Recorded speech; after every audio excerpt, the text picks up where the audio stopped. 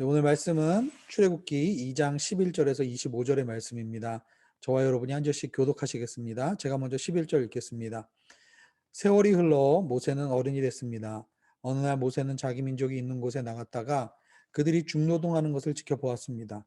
모세는 어떤 이집트 사람이 자기 동족인 히브리 사람을 때리는 것을 보다가 이리저리 살펴 아무도 없는 것을 보고는 그 이집트 사람을 죽여 모래 속에 묻었습니다.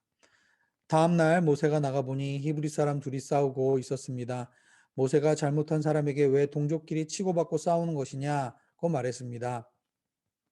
그 잘못한 사람은 누가 너를 우리 통치자나 재판관으로 세웠느냐? 내가 이집트 사람을 죽이더니 이제 날 죽일 생각이냐? 라고 말했습니다. 그러자 모세는 두려워하며 속으로 내가 한 짓이 탈로 났구나 하고 생각했습니다.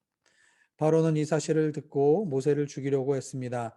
그러나 모세는 바로의 얼굴을 피해 도망쳐 미디안으로 가서 살았습니다. 하루는 모세가 미디안의 한 우물가에 앉아 있을 때였습니다. 미디안 제사장에게 딸 7이 있는데 물을 길러 와서는 구유에다가 그 아버지 양떼에게 줄 물을 채웠습니다. 그런데 몇몇 양치기들이 와서 미디안 제사장의 딸들을 쫓아내는 것이었습니다. 그때 모세가 일어나 딸들을 도와주었고 그 양들에게 물을 먹여 주었습니다. 그 딸들은 자기 아버지 루엘에게 되돌아갔습니다. 그러자 아버지가 오늘은 웬일로 이렇게 일찍 돌아왔느냐고 물었습니다. 딸들은 어떤 이집트 사람이 우리를 양치기들에게서 구해 주었어요. 게다가 우리를 위해 물도 길어주고 양들에게도 물을 먹여 주었습니다. 라고 대답했습니다. 아버지는 그가 어디 있느냐? 왜 그를 그냥 두고 왔느냐? 그를 불러 음식을 대접하자라고 딸들에게 말했습니다. 그리하여 모세는 흔쾌히 루엘과 함께 살기로 했습니다. 루엘은 자기 딸 십보라를 모세에게 주었습니다. 십보라는 모세에게 아들을 낳아 주었습니다. 모세는 그의 아들의 이름을 게르솜이라고 지었습니다. 모세가 말하기를 내가 이방 땅에서 이방 사람이 됐다라고 말했기 때문입니다. 오랜 세월이 흘러 그 이집트 왕이 죽었습니다. 이스라엘 민족은 중노동으로 일해 신음하며 울부짖었습니다. 그러자 이스라엘 민족의 울부짖는 소리가 하나님께 이르렀습니다. 하나님께서는 이스라엘 민족의 신음소리를 들으시고 아브라함과 이삭과 야곱과 맺은 언약을 기억하셨습니다. 함께 읽겠습니다. 하나님께서는 이스라엘 백성들을 보시고 그들에게 관심을 기울이셨습니다. 아멘. 네, 여러분께서 기도해 주셔서 한국에서 일정을 잘 마무리하고 어제 아부다비로 돌아왔습니다. 또 이렇게 다시 새벽 기도 시간에 또 여러분 만나 뵙게 돼서 너무 반갑고요. 또 하루하루 일상생활 속에서 이렇게 건강하게 또 하루하루를 살아갈 수 있다는 것도 하나님의 큰 은혜임을 다시 한번 고백하게 됩니다. 다시 한번 감사드리고요. 오늘 말씀을 또 함께 나누도록 하겠습니다. 우리가 아랍에미리트에 와서 살면서 사막에 가볼 기회가 좀 있겠죠. 네. 사막에 가면, 광야에 가면 정말 척박하고 또 아무것도 없는 그러한 곳입니다. 그러나 우리는 사막에서, 광야에서 인생을 배웁니다. 사막에 가면 기다림을 배워야 하고요. 또 사막에 가면 누구나 겸손을 배우게 됩니다. 사막에서 살아남기 위해서는 변하는 것에 집중하면 안 됩니다. 사막의 바람 때문에 항상 모래가 계속 위치가 바뀌죠. 저희가 사막 기도에 가는 장소를 가보면 매년 같은 장소에 가지만 그 모래 둔덕의 위치가 조금씩 바뀌어 있는 것을 보게 됩니다. 사막에는 길도 길이 났다가 또 모래에 의해서 길이 덮여지기도 하고 항상 변화가 많은 곳이 또 사막이기도 합니다. 그래서 사막에서 길을 찾기 위해서는 별을 보든지 또 변하지 않는 그러한 태양을 보든지 집중하는 변하지 않는 것을 바라봐야 살아갈 수가 있는 것이죠. 그래서 지도보다는 나침판을 가지고 길을 찾기도 합니다. 차를 타고 사막을 운전하는 사람들은 타이어에 바람을 빼야 합니다. 그래서 타이어가 이제 땅에 접촉하는 면을 넓혀주죠. 그리고 목이 마르지 않더라도 계속 물을 마시면서 가야 하는 또한 지혜를 배웁니다. 오늘 이제 본문에 보면 모세가 이제 장성해서 미디안 광야에서 40년의 시간을 보내는 이제 그 내용이 오늘 나옵니다. 오늘 본문 11절에 보면은 이제 시작은 모세가라는 말로 시작을 합니다. 즉 주어가 모세죠. 네. 그러니까 여전히 모세의 삶 속에서 주인공은 모세입니다. 그런데 오늘 본문 마지막에 보면은 이제 모세가 광야 학교에 들어가서 인생을 배우면서 하나님을 다시 한번 하나님 앞에 겸손하게 되는 시간을 가지면서 오늘 본문 마지막 부분의 주어는 하나님께서는 이라는 단어로 바뀌게 됩니다.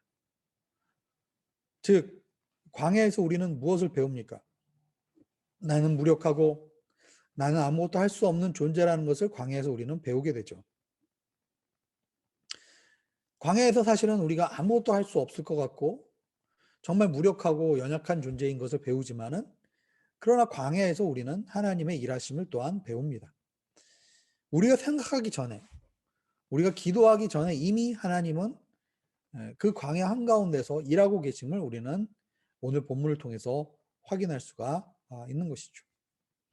오늘 본문 11절에 보면은 모세의 성장기에 대해서 이야기를 하는데 세월이 흘러 모세는 어른이 됐습니다 라고 얘기합니다. 즉 이 출애굽기의 이 내용 속에 모세가 성장했던 청소년기나 뭐 초등학교 시절의 이야기가 나오지 않습니다. 그러나 우리는 모세의 삶을 이렇게 어렴풋이 추측해 볼 수 있죠. 왜냐하면 갈대상제 이집트 공주에게 발견되어서 결국 이집트 공주의 양자가 되고 왕자로서 궁 안에서 살게 됩니다.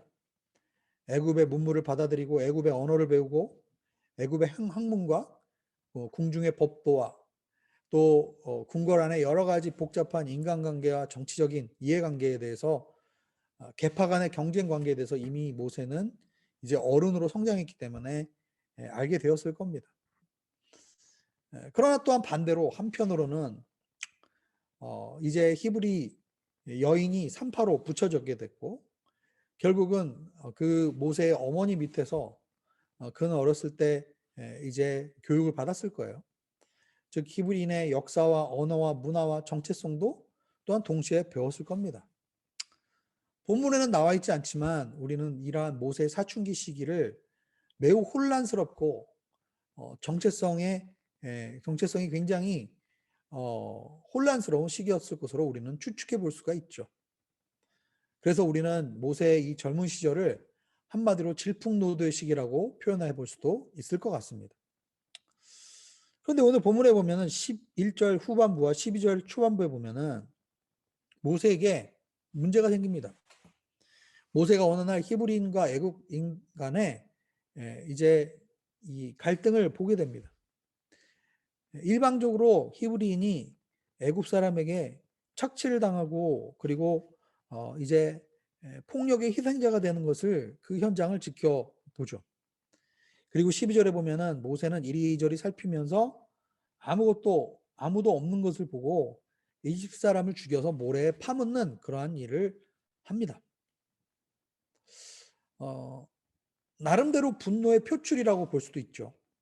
나름 정의로운 분노를 이제 표출한다라고 아마 모세는 생각하지 않았을까요?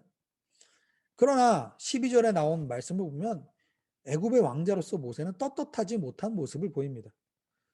사람이 이리저리 있는지 주변에 살펴보고 없는 것을 확인하고 나서 몰래 사람을 부정한 방식으로 즉 재판을 하거나 아니면 정식적으로 법 절차에 의해서 사람을 죽이는 것이 아니라 우발적으로 사람을 살인하는 것을 보게 되는 겁니다.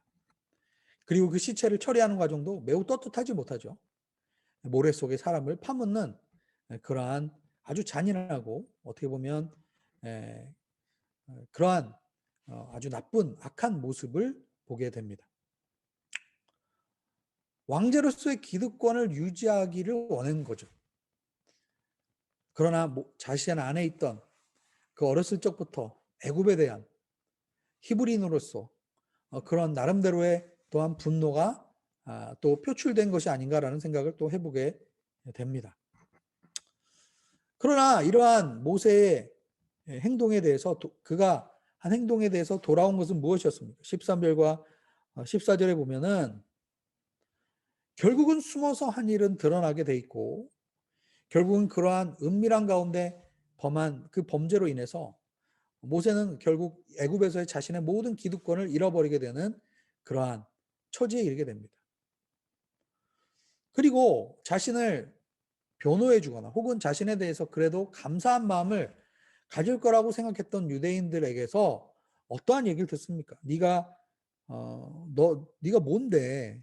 네가 뭔데 우리의 통치자나 네가 재판관으로 우리 앞에 쓰느냐? 이제 네가 이 집 사람을 죽인 것처럼 우리도 죽일 사람이냐? 이렇게 이야기를 오히려 동족으로부터 이야기를 듣습니다. 결국은 이 이야기를 통해서 어떤 이야기를 듣습니까? 아, 그렇구나. 내가 통치자나 재판관이 아니구나. 결국은 애굽의 통치자와 재판관은 누굽니까? 바로라는 것을 그는 깨달을 수밖에 없는 거예요. 만약에 모세가 바로의 직계 아들이었다면 아마 혈통적으로 애굽 사람이었다면 애굽의 진짜 왕자였다면 왕세자였다면 그가 애굽의 노예 한 사람을 죽이든 아니면 애굽의 관리 한 사람을 마음에 안 들어서 죽이든 히브리 사람을 한 사람 죽이든 그것은 벌을 받지 않을 겁니다.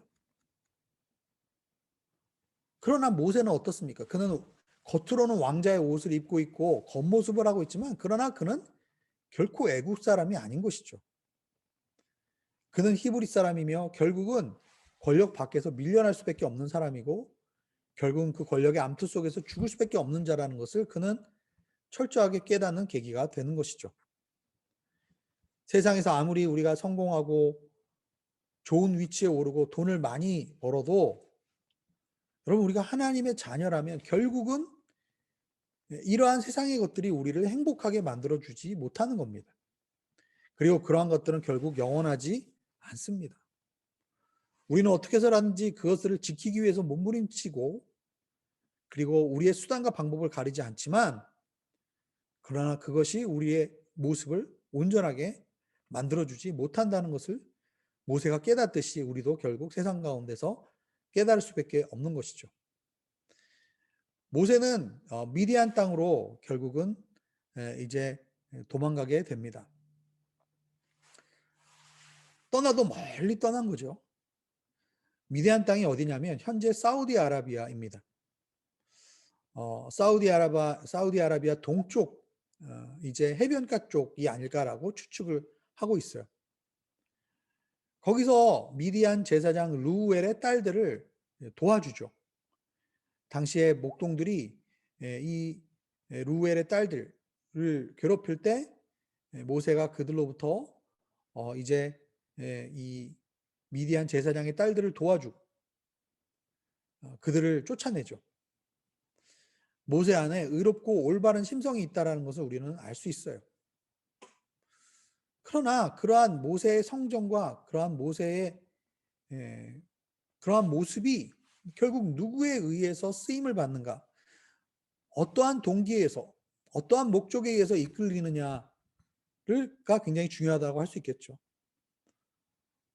모세 안에 있던 그 의로운 분노가 결국 이기적인 목적에 의해서 인간적인 그런 분노에 의해서 표출될 때 그것은 사람을 죽이고 파괴하는 것으로 쓰일 수 있음을 우리는 보게 됩니다.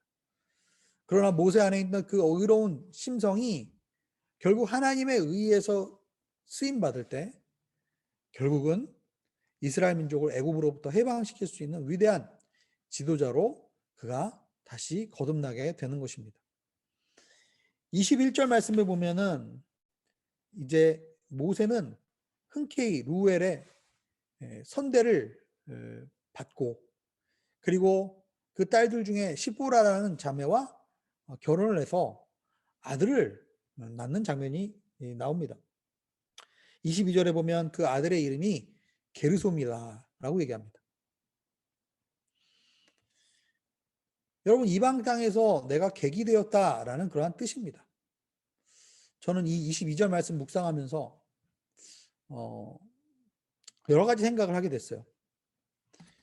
질풍노도의 시기를 마치고 이제 사람이 한 여인을 만나서, 남자가 한 여인을 만나서 가정을 이루고 아내를 맞이하는 순간 어떻게 보면 인생이 다른 어떤 계절, 다른 시즌으로 접어들게 되는 것을 우리는 알고 있죠. 예전에는 젊었을 때는 그냥 내가 원하는 대로, 내가 하고 싶은 대로 살았다고 한다면 이제 가정을 꾸리고 자녀를 낳으면 어떻게 바뀝니까? 결국 어떤 곳에 정착해야 될 것이고, 이제 좀 더 안정적인 삶을 위해서 경제적으로도 여러 가지 사회적인 위치 면에서도 내가 이제 어떻게 보면 좀 더 안정적인 위치에서 내가 이제 삶을 살아가려고 합니다. 그리고 인생에 대해서, 인생을 바라보는 시각도 달라지죠. 그런데 모세는 여전히 아직도 나그네로서 이방 땅에서 객으로 살아가고 있다는 것입니다.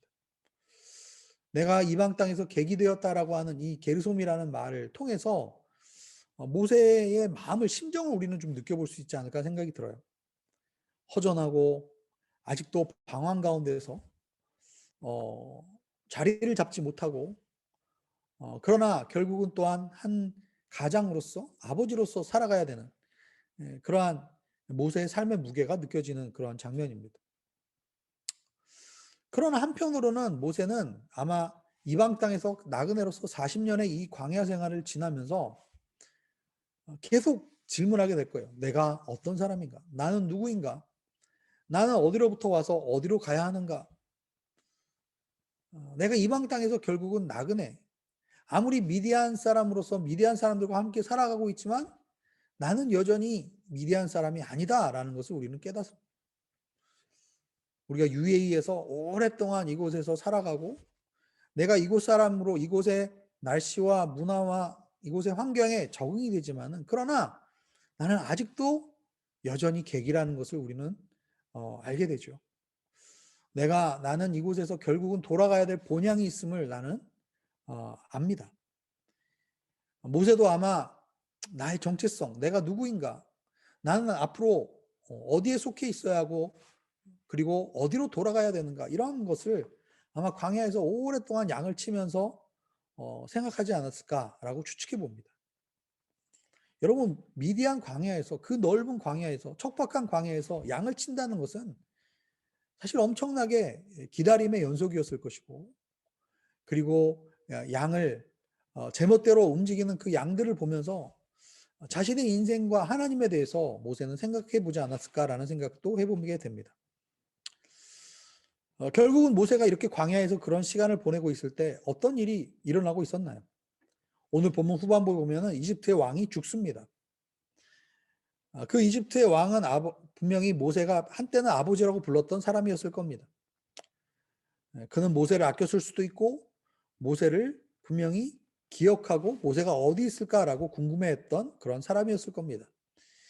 그러나 그러한 그가 죽고 분명히 그의 자식 중에 한 명이 바로가 되었을 것입니다. 모세와 경쟁 관계에 있던 왕자 중에 한 명이었을 것일 수도 있고, 아니면 다윗과 요나단처럼 굉장히 모세를 아끼고 사랑했던 그러한 왕자였을 수도 있습니다. 사실은 모르죠. 우리가 픽션에서는 굉장히 이것을 극화해서 이렇게 보여주기도 합니다. 어쨌든 모세와 원래 같은 왕자였던 사람 중에 한 사람이 아마 왕의 자리에 올랐을 겁니다. 그리고 이스라엘 민족은 그 새로운 그 바로의 압제 가운데서 중노동에 시달리게 되고, 이스라엘 백성은 결국은 신음하면서 하나님 앞에 부르짖게 됩니다. 그리고 이제 23절, 24절, 25절에 보면 하나님께서 그들의 신음소리를 들으시고 이스라엘 백성이 당장 뭔가 응답하시는 것 같이 보이지 않고 주님이 살아계신 것처럼 느껴지지 않고 주님이 우리의 기도에 일하고 계시다는 것을 그들이 느낄 수는 없지만은, 그러나 오늘 본문을 보면 우리가 이미 기도하고 있는 가운데 하나님은 우리의 기도를 들으시고 일하고 계시고 계획하고 계시고 뭔가를 준비하고 계시다는 것을 우리가 알게 됩니다. 여러분, 때로는 우리가 기도할 때 우리의 기도의 응답이 그렇게 단순하게 오지 않는 것을 우리는 기억합니다. 그러나 24절에 보면은 하나님은 분명히 이스라엘 민족의 신음소리를 들으셨고, 그리고 아브라함과 이삭과 야곱과 맺은 언약을 기억하셨다 라는 것을 부연 설명합니다. 이미 23절에 하나님께서 그들의 신음소리를 들으셨다고 했는데 구체적으로 어떻게 들으셨는가? 아브라함과 이삭과 야곱의 언약을 기억하시면서 그것을 들으셨다라는 겁니다.